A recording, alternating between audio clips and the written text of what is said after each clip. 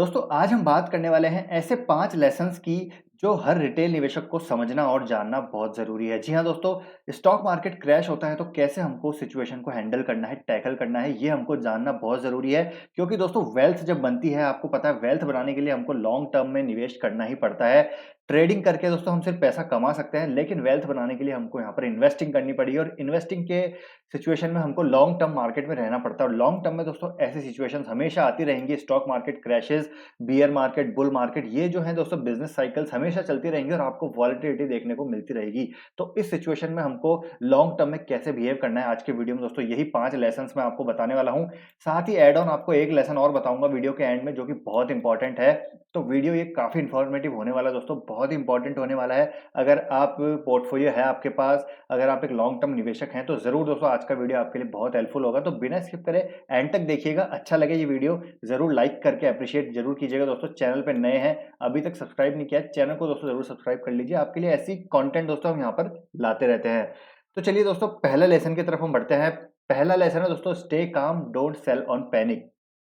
तो जी दोस्तों, यहाँ पर काम रहना और पैनिक में ना आना मार्केट क्रैश में दोस्तों बहुत ज़रूरी है। जी हाँ दोस्तों, हमने कोविड-19 से क्या सीखा, ये आपको भी पता है और हमको भी पता है। रिसेंटली देखेंगे आप तो कितना मार्केट क्रैश हुआ था। वहाँ पर पैनिक में अगर किसी ने सेल कर दिया होता, चाहे उसके पास दोस्तों क्वालिटी स्टॉक्स होते, पैनिक में सेल किया होता, तो जो नोशनल लॉस था दोस्तों, जो उनका नोशनल लॉस दिख रहा था पोर्टफोलियो में, वो रियलाइज़ेशन में आ गया होगा। मतलब जो अनरियलाइज़्ड लॉस था, वो रियलाइज़्ड हो चुका होगा, ये टर्म्स आपको मालूम होगी। तो वहाँ पर वो अब बहुत ज़्यादा दोस्तों रिग्रेट कर रहे होंगे, क्योंकि मार्केट आप देखिए दोस्तों अपने ऑल टाइम हाई पे चल रहा है। तो ये चीज़ हमको लर्निंग है हमारे लिए कि क्यों हमको पैनिक में सेल नहीं करना चाहिए। अगर आपने दोस्तों अच्छी रिसर्च करके क्वालिटी स्टॉक्स परचेज़ किए हैं, आपने हर चीज़ आपकी इन प्लेस है, तो आपको यहाँ पर सेल अब पैनिक नहीं करना चाहिए, सेल नहीं करना चाहिए पैनिक में।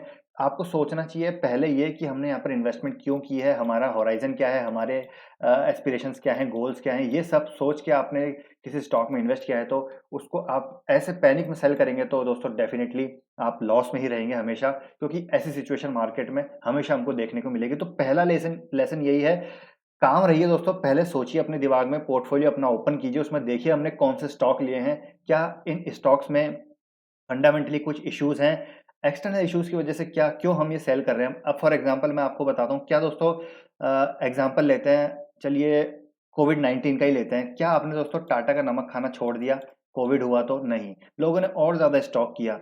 क्या आपने शैम्पू लगाना छोड़ दिया? नहीं। क्या आपने साबुन लगाना छोड़ दिया? नहीं। क्या आपने गाड़ी चलाना छोड़ दिया? नहीं। तो दोस्तों आपको यहाँ पर समझना पड़ेगा, एक्सटर्नल इश्यूज़ की वजह से आपको यहाँ पर पैनिक में सेल नहीं करने चाहिए। जो आप डेली आपके जो स्टॉक्स हैं, जिसको आपने रिसर्च करके अच्छा लिया है, तो उनको पैनिक में सेल कभी मत कीजिए। एक बार शांति से बैठ के आँख बंद करके सोचिए कि ये क्या हो रहा है, और एक बार उसको एनालाइज़ करने की कोशिश कीजिए सिचुएशन को, तब जाके दोस्तों डिसीज़न लीजिए। अगर आपके लॉन्ग टर्म पोर्टफोलियो में क्वालिटी स्टॉक्स है तो घबराने की कोई बात नहीं, काम रहिए, क्योंकि देखिए ये सिचुएशंस अभी जैसे कोविड-19 की बात करें तो ये आई, आगे आगे 10 साल बाद कुछ और आ सकता है दोस्तों, आगे उससे 5 साल बाद कुछ और आ सकता है। आपका होराइज़न लॉन्ग टर्म का है, रिटायरमेंट आपके गोल्स हैं कुछ, तो ऐसे करेंगे दोस्तों कभी भी वेल्थ जनरेट नहीं होगी। तो हमको यहाँ पर पैनिक कभी नहीं करना है, काम रहना है हर सिचुएशन में। तो ये है पहला लेसन। दूसरे लेसन की तरफ चलें तो दोस्तों, डोंट स्टॉप योर एसआईपी। जी हाँ दोस्तों, ये मैंने देखा है, कई बार मैंने अपने जो है सर्कल में भी देखा है कि स्टॉप कर दिए एसआईपी जब मार्केट क्रैश हुआ। नहीं दोस्तों, ऐसा कभी नहीं करना है। अगर आप म्यूचुअल फंड में इन्वेस्ट करते हैं तो आपको समझना चाहिए दोस्तों एसआईपी की इंपॉर्टेंस क्या है। अगर मार्केट क्रैश होता है तो आपको पॉसिबल हो तो दोस्तों वहाँ पर आपको डबल एसआईपी करनी चाहिए, क्योंकि अगर जितने लोअर एनएवी पे आप यूनिट्स को एक्यूमुलेट करेंगे दोस्तों, उतना लॉन्ग टर्म में वो बेनिफिशियल होगा। लॉन्ग टर्म में दोस्तों एक चीज़ बहुत इंपॉर्टेंट है, वो है एक्यूमुलेशन। जी हाँ दोस्तों, जितने ज़्यादा यूनिट्स आपके पास होंगे लॉन्ग टर्म में, उतना ज़्यादा दोस्तों आपको कंपाउंडिंग का मज़ा आएगा, उतना ज़्यादा आपको वहाँ पर फ़ायदा होगा। एसआईपी स्टॉप कर देंगे अगर आप मार्केट को टाइम करेंगे, तो डेफिनिटली दोस्तों वहाँ पर आप वेल्थ नहीं बना पाएँगे। हो सकता है वेल्थ बना भी लें तो आपको दोस्तों वहाँ पर सीएजीआर रिटर्न बहुत कम मिलेंगे, क्योंकि आपने लोअर लेवल्स पे जब मार्केट करेक्ट हुआ था तब आपने एसआईपी रोक दी, और आपका जो एवरेज है दोस्तों अभी भी ऊपर है, एवरेज आपका जो है नीचे की साइड पे नहीं हो पाया। तो इसलिए यहाँ पर एसआईपी रोकना बहुत ही एक गलत डिसीजन होता है इस सिचुएशंस में। जब भी मार्केट में करेक्शन हो, एसआईपी को डेफिनिटली दोस्तों आप चालू रहने दीजिए। आपका लॉन्ग टर्म का जो गोल है उसको आप ऐसे स्टॉप मत कीजिए। डिसिप्लिन्ड मैनर में हमको यहाँ पर एक फॉलो करनी पड़ती है चीज़ें, जब भी लॉन्ग टर्म की बात आती है, इन्वेस्टिंग की बात आती है।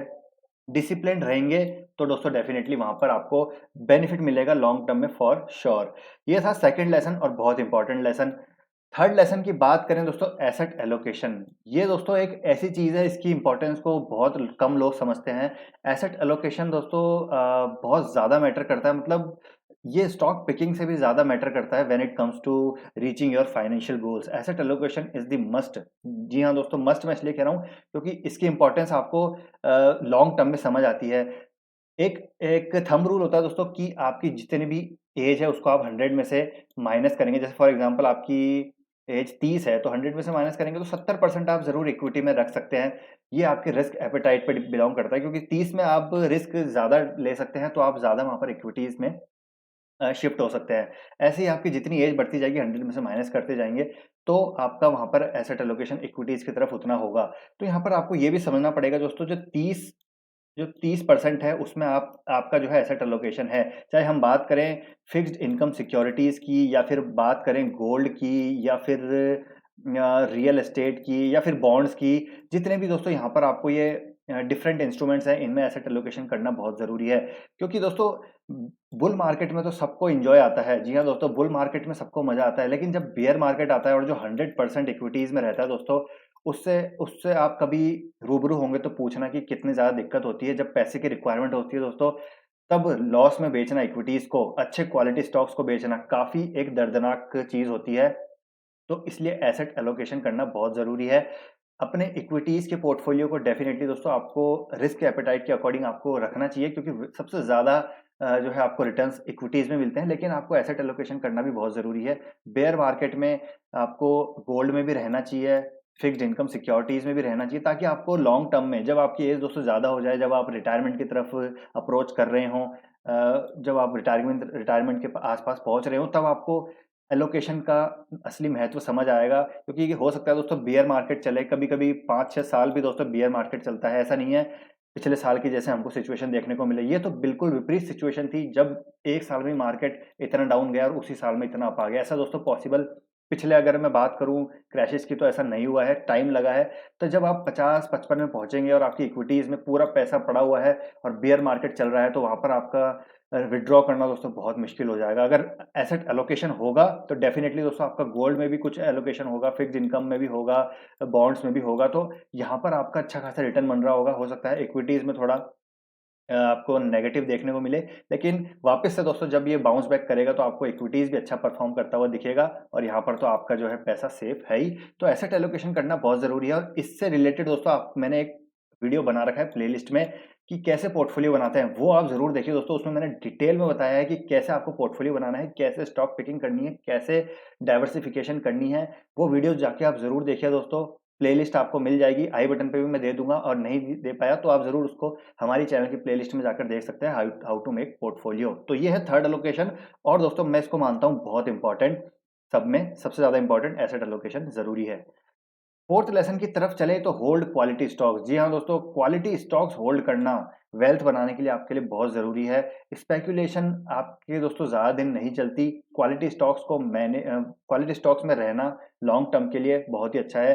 क्वालिटी स्टॉक्स मतलब जिनका फंडामेंटल्स बहुत अच्छे हो, जिनकी मैनेजमेंट बहुत साउंड हो, जिनका बिज़नेस मॉडल बहुत ही इंटैक्ट हो, और जो फ्यूचर प्रॉस्पेक्ट है बिज़नेस का वो भी इंटैक्ट हो। ऐसे बिज़नेस मॉडल, ऐसी क्वालिटी स्टॉक्स आपको ज़रूर रखने चाहिए, जिसको क्यूजीएलपी बोलते हैं, क्वालिटी, ग्रोथ, लॉन्जेविटी, और जो प्राइस भी अच्छे खासे प्राइस पे आपको मिले तो डेफ़िनिटली वहाँ पर अच्छा खासा बेनिफिट देखने को मिलता है। तो क्वालिटी स्टॉक्स को होल्ड करना डेफ़िनिटली आपके लिए इम्पोर्टेंट है। क्रैश आए चाहे कुछ भी आए, क्वालिटी स्टॉक्स होंगे आपके पोर्टफोलियो में तो आपको एक कन्विक्शन मिलेगी उनको होल्ड करने की।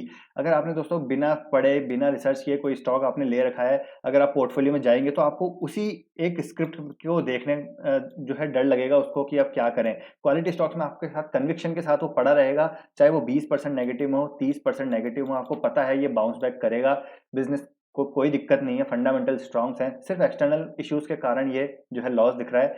लेकिन वहीं अगर आप किसी ऐसे स्टॉक में आपने इन्वेस्ट किया हुआ है जिसके बारे में आपको पता ही नहीं है, बिज़नेस मॉडल क्या है, फ्यूचर विज़िबिलिटी क्या है, और पास्ट ट्रैक रिकॉर्ड क्या है उसका, तो आप उसमें ज़रूर दोस्तों आप फँस जाएँगे और वहाँ पर आप उसको लॉस में निकालना आपको पड़ जाएगा। तो क्वालिटी स्टॉक्स के साथ रहिए हमेशा, और जो जिनका पास्ट ट्रैक रिकॉर्ड अच्छा हो, जो ऐसी सिचुएशन को हैंडल करके आ चुका हूँ। जितने भी क्रैशेज़ हैं, जितने भी स्लो डाउन्स हैं, इकोनॉमीज़ जब भी नेगेटिव में रही हैं, तब उन सबको यहाँ पर उनका मैनेजमेंट सेल थ्रू करके आया हो। ऐसे स्टॉक के साथ आपको हमेशा बना रहना चाहिए। तो बहुत लेसन है कि क्वालिटी स्टॉक्स में हमेशा बने रहिए, कोई दिक्कत की बात नहीं है। लॉन्ग टर्म में ऐसे स्टॉक्स दोस्तों आपको डेफिनिटली अच्छे खासे सीएजीआर से एक डिसेंट रिटर्न बना के देते हैं।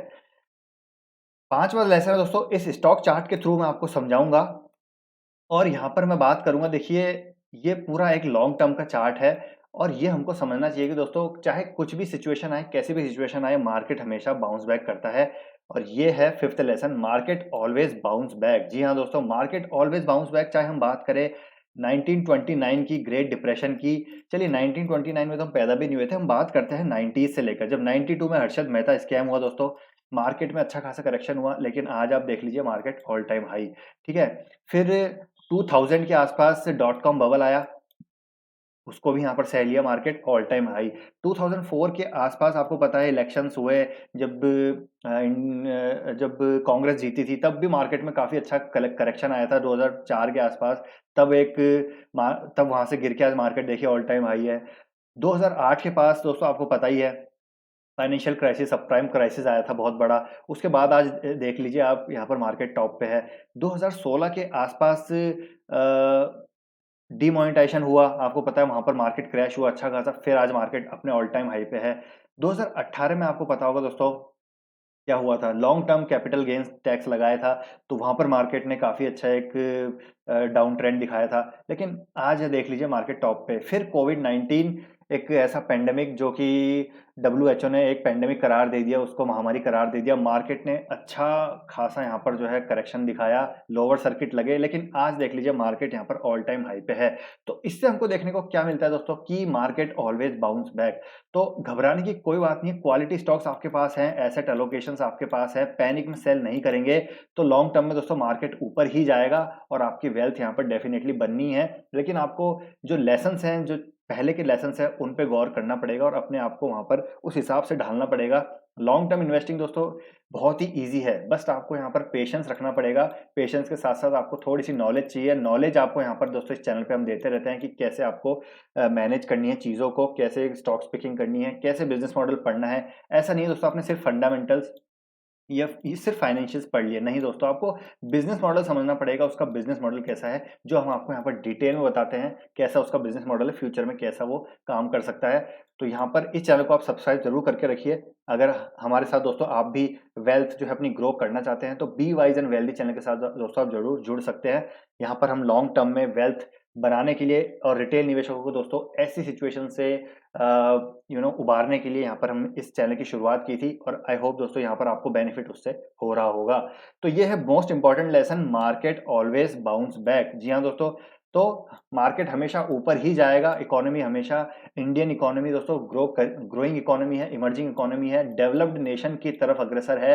तो इक्विटीज़ में एसेट एलोकेशन आपको बना रहना चाहिए, इक्विटीज़ में भी रहना चाहिए, फिक्स्ड इनकम में भी रहना चाहिए, दूसरे इंस्ट्रूमेंट्स में भी आपको रहना चाहिए। तो डेफिनिटली आपका यहाँ पर पोर्टफोलियो हमेशा एक अच्छे खासे सीएजीआर से ग्रो करता रहेगा और आपको दिक्कतें नहीं आएगी, जो भी आपके फाइनेंशियल गोल्स है वो अचीव होंगे। और जो ऐड ऑन दोस्तों यहाँ पर एक लेसन आपको देना चाह रहा था, वो है 6th always sit on cash. जी हाँ दोस्तों, cash is the best investment. जब बात करते हैं मार्केट क्रैश आता है, तो मार्केट क्रैश जब हो दोस्तों आपके पास कैश रहना चाहिए, इमरजेंसी फंड रहना चाहिए, सेविंग अकाउंट में पैसा रहना चाहिए, ताकि आप उसको जो डिस्काउंटेड प्राइसेस में हमको स्टॉक्स मिल रहे हैं उसको एनकैश कर पाएँ।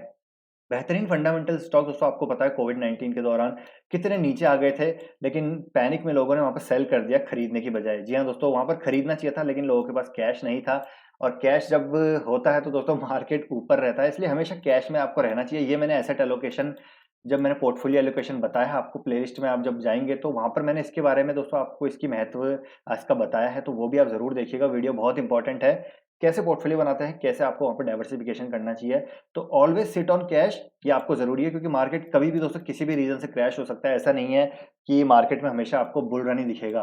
कभी-कभी दोस्तों आपको क्रैशेस भी दिखेंगे, बियर मार्केट भी दिखेंगे। उसमें आपको क्या करना है, अपनी एसआईपीज़ को निचले स्तरों पे और बढ़ाना है। अच्छे खासे जो स्टॉक्स क्रैश हो रहे हैं, जो डिस्काउंट में मिल रहे हैं, अच्छे बिज़नेस हमको डिस्काउंट पे मिल रहे हैं, उनको और ज़्यादा एक्यूमुलेट कीजिए। लॉन्ग टर्म में बहुत ज़्यादा वहाँ पर अगर आपको मान लीजिए 15% सीएजीआर से ग्रो कर रही हैं कंपनीज, अगर आपने निचले स्तरों पे अच्छे प्राइसेस पे उनको खरीद लिया तो डेफिनेटली दोस्तों आप मान के चलिए 20% भी आपको वहां पर सीएजीआर से रिटर्न मिल सकते हैं। ये होती है ये होता है दोस्तों इम्पोर्टेंस, जब आपके पास कैश होता है और अच्छे फंडामेंटल्स वाले स्टॉक्स को आप निचले स्तरों पे खरीदते हैं। तो ये 6 लेसन दोस्तों आपको समझना और जानना बहुत ज़रूरी है। अगर आप एक इन्वेस्टर हैं, तो इनको ज़रूर माइंड में रखिए और ऐसे अपने आप को ढालिए, अपने आप को ऐसे तराशिए कि आप लॉन्ग टर्म में दोस्तों हमेशा वेल्थ बनाएँ और आपके जो फाइनेंशियल गोल्स हैं हमेशा अचीव हो। तो आई होप दोस्तों ये वीडियो आपको पसंद आया होगा। पसंद आया तो वीडियो को ज़रूर दोस्तों लाइक कीजिएगा। आपका लाइक हमारा मोटिवेशन बनाएगा ताकि हम ऐसे ही वीडियो दोस्तों आपके लिए कंटिन्यूअस बेसिस पे लाते रहें। चैनल पे नए हैं, अभी तक सब्सक्राइब नहीं किया है, चैनल को दोस्तों ज़रूर सब्सक्राइब कर लीजिए और कोई भी क्वेश्चन है, डाउट है आपके, कमेंट बॉक्स में ज़रूर लिखिए, मैं आपको ज़रूर रिप्लाई करूँगा। तो मिलते हैं दोस्तों नेक्स्ट वीडियो में। Till then take care, bye bye.